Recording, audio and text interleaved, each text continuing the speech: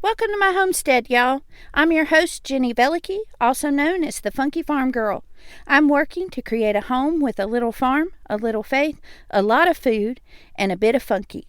I'm learning all about growing and preserving our food supply, raising chickens and children, and becoming more self-sufficient while leaning hard on Jesus. And I want to take you along for the ride. So grab yourself a cup of something wonderful and let's visit a while.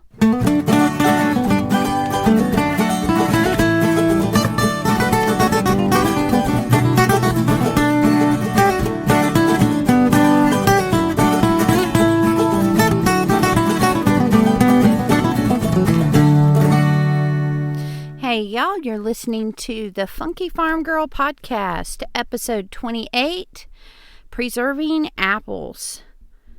I'm so glad to have you back this week. Let's start off this episode like we do every episode and give you an update on our homestead. This past weekend we had our first major event at our homestead. My husband and I renewed our vows for our 25th anniversary. And we had a good crowd, between 50 and 60 people who came and saw our homestead, some for the first time. And it was just wonderful to see how we can use the space that we have to host larger events. And so I'm really excited to see what we're going to be able to do with our property later on down the road when it comes to events and things like that. This week, my goal is to begin getting the garden ready for winter. If you recall, we had an episode about that not too long ago. I'll put that in the show notes for you. And I'm just beginning to pull plants and feed those plants back to the chickens. And I'm going to put some straw down over my garden, maybe add some compost first, and just get everything all settled in for winter. We have our first frost date coming up here in the next 2 weeks, so I really want to get all that buttoned up. And I'm also going to be planting my bulbs in the next week or so. So now that we've gotten us updated on the homestead, let's get into today's episode. So this week we're talking about preserving the apple harvest. And as we do every week, the first thing I really want to talk about is why. Why would we care about preserving the apple harvest? And the main reason for me and my family is, one, buying food in season is always cheaper than buying food out of season. So if you buy lots and lots of it when it's in season and can preserve it so that you can enjoy it when it's out of season, then that's a lot more economical way to buy groceries. And it also helps you to practice several different ways of preserving foods and building up your homesteading skills in the areas of food preservation. So, let's say that you want to go and get some apples. Where can you go and get them? First of all, in our area, we have several U-pick orchards that are about an hour, hour and a half away from our house. You may or may not have that where you live. We happen to be close to the North Carolina mountains, and so there are several places that we can go for that. Sometimes there's just a little orchard near you that you can go and you can pick your own, or they have bags or bushels of apples pre-picked that you can buy. You can also go to a local farmer's market or a local farm and buy apples from them. And if you don't have those things, you can always go to the store and buy the apples, one, that are on sale. Maybe ask what their case pricing is on bags of apples and just buy a whole case and maybe get a better price even than the low in-season price. And then at one particular grocery store that we go to, they tend to have a section, a cart that rolls that they put produce on that is considered maybe subprime produce because it has a bruise or it's too big or too small or something like that. And they bag it all up and they sell it at a large discount. And so several times I have gone during this time of year and seen bags and bags and bags of apples on those carts in my local grocery store, and I've been able to buy a lot of apples for very little money. So, once you get the apples and you bring them home, what do you do with them? Now, some of these apples will keep for a really, really long time in your refrigerator as snacking apples. So, if your family loves snacking apples, just go ahead and make sure that you buy a variety that is good for snacking. I'll make sure to put a link in the show notes to a guide of all the different types of apples so that you know what kinds are good for what. Some apples are firm and maintain their shape when you cook them, and so they're really good for things like pies and apple crisp and things like that. Other apples, when you start to cook them, they completely fall apart. So they're better for things like apple butter and applesauce if you're going to cook them. So let's get into what you can do with those apples besides snacking on them. Number one, the easy peasiest thing to do is to freeze them. And basically you're going to peel your apples and core them. Then slice them up, and you're going to throw them into a water bath that is 1 cup of water with 1 tablespoon of lemon juice, however much water you need. So for every cup of water, add a tablespoon of lemon juice. And this will keep the apples from browning while you're working with them and also after you freeze them. So throw them into that bowl of water while you're cutting them up, and then when you get them all done, lay them out on a tray, freeze them on the tray, and then bag them up in freezer bags and label them and put them in your freezer. The reason you want to do them on the tray is so that they don't all stick to each other. Otherwise, you're going to have a mass of apple slices all together. Now, if you are bagging them by the measurement of your favorite apple pie recipe, maybe you don't need to worry about the fact that they're all stuck together because you're going to thaw them all out together. But if it's something that you may want to dig in and pull a few out for juicing or for smoothies or for whatever else, you want to put them on the tray first and freeze them separately before you put them together. Now, the next easiest thing to do with your apples is to dry them. When you're drying apples, it's a personal preference whether or not you leave the skin on, but you will core your apple. So once you've got it cored, you're going to slice it into circles or wedges or whatever, thin slices. You're going to lay them out on a baking sheet. If you're going to put them in the oven, you want them to be in the oven at around 200 degrees and keep them in there for 2 to 3 hours. And then turn off the oven and leave them in there until they're completely cool. If you happen to have a dehydrator, you can also use that. In a dehydrator, you're going to set it to 135 degrees.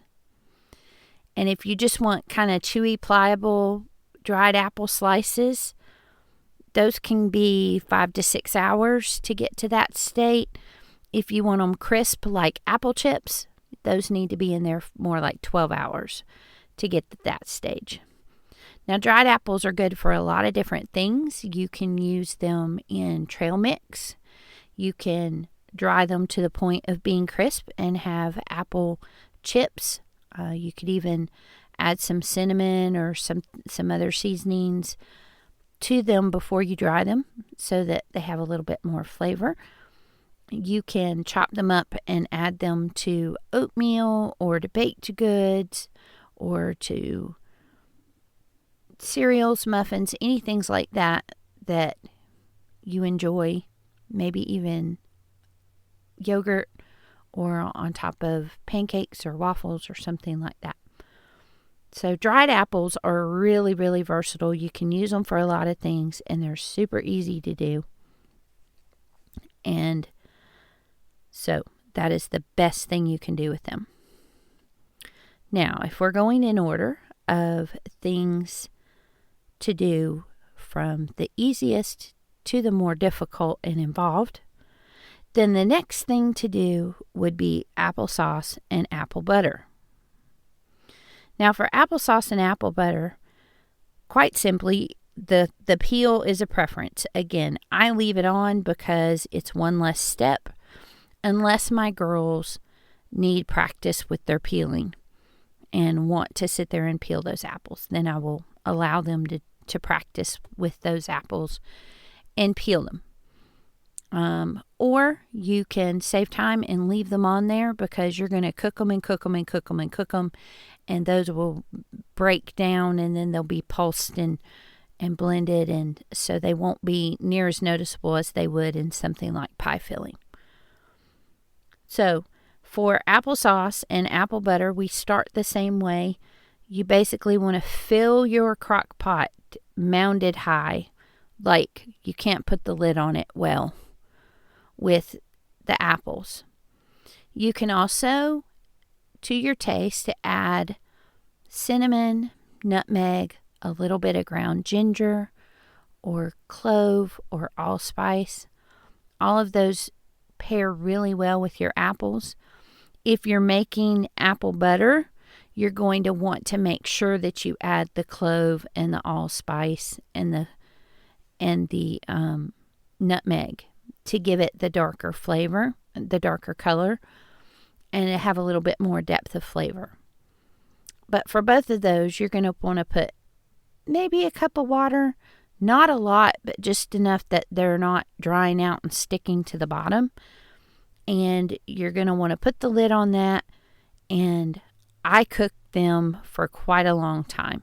If I'm making applesauce, I'll start it first thing in the morning, and I will cook it all day long, and then right before bedtime, it's done. Sometimes I can get it done a little earlier if I'm coaxing it and I turn it up high, but I really like to do it low and slow. For apple butter, I let it go for at least 24 hours. You're going to keep cooking it until it's evaporating the water that you've added and the moisture from the apples, so that when you pick it up, put a spoon in there and pick up the spoon and hold the spoon, it kind of sticks to the spoon and doesn't immediately just slide off and plop down. That's how I know when my apple butter is done. Now for both of these, they're very easy to just go ahead and put in a jar and keep that jar in the refrigerator.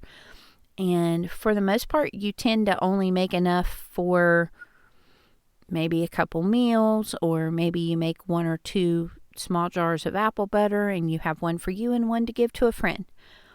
If, however, you have a whole bunch of apples and you're doing several crock pots or several pots full, and you have lots and lots to give away or store, then you're going to want to can those. So you're going to want to put those into pint jars or half pint jars, and you're going to want to water bath can those for 20 minutes. And that canning time starts when the water begins to boil. Now, I'll leave a link in the show notes to the basics of water bath canning in case you've never done it before. But it's a very good beginner homestead activity to learn and skill to acquire. So I really recommend that you try it out and see what you think. It may be something that you begin with the apples now, and then in the spring when the berries and things like that come up, you're able to make some jam or maybe some pickles. There's a lot of things that you can do. You can even preserve tomatoes with water bath canning, as long as you make sure that the acidity level is right. So maybe this is the year that you try out water bath canning, and you can baby step into it by making applesauce and apple butter. Going up in difficulty level, the next thing to make would be cubed apples.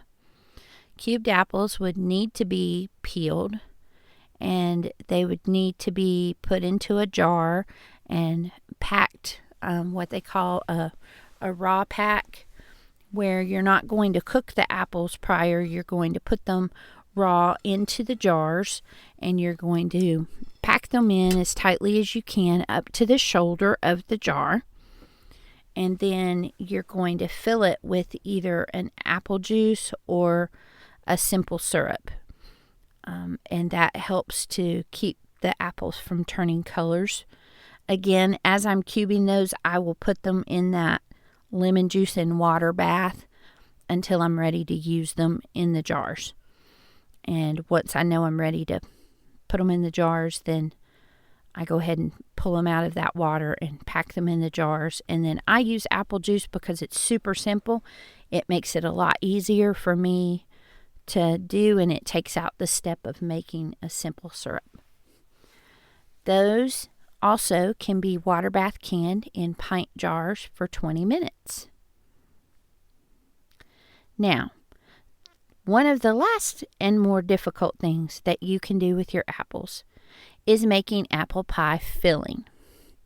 Apple pie filling starts out the same as the others, where you need to prepare your apples by peeling them, by cutting them into slices, and putting them into the lemon juice and water mixture.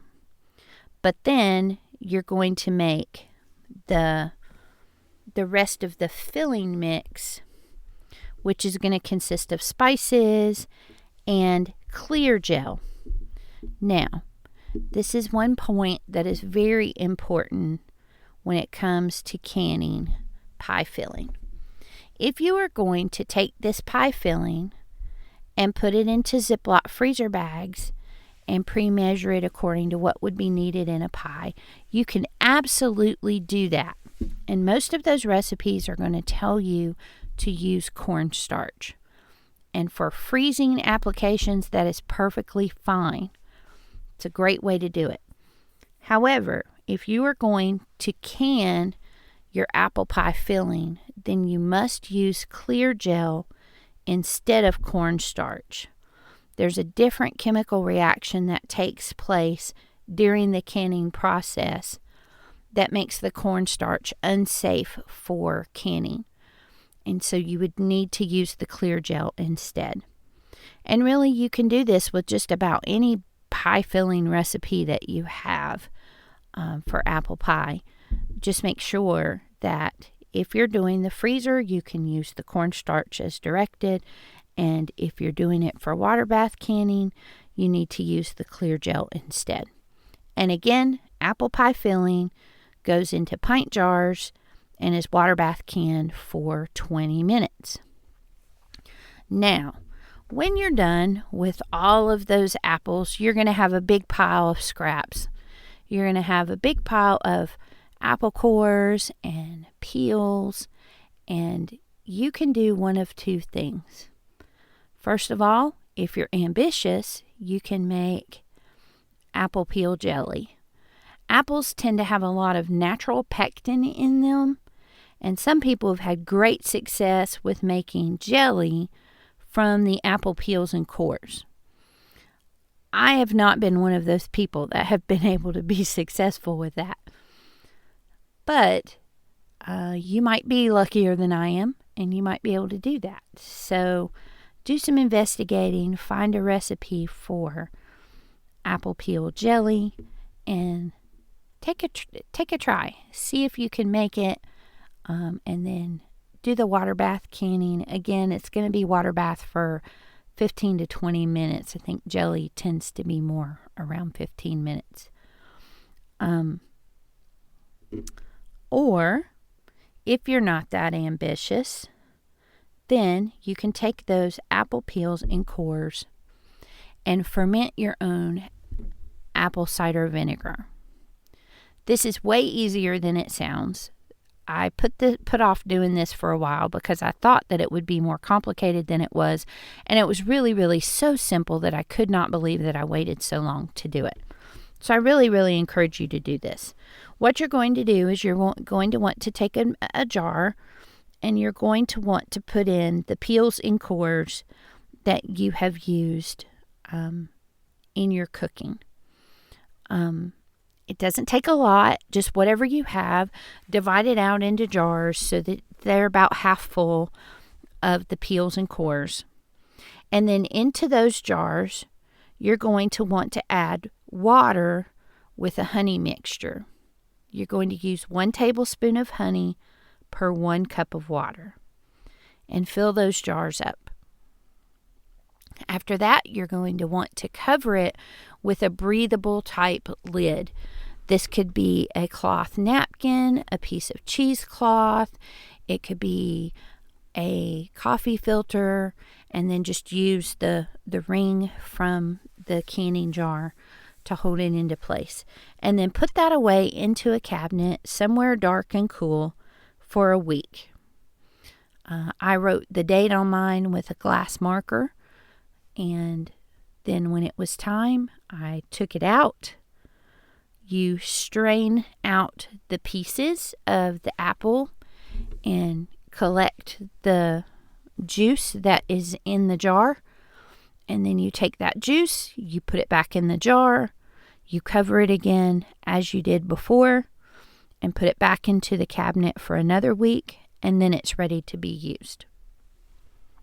This will give you the apple cider vinegar with the mother that is so expensive in the store compared to regular apple cider vinegar.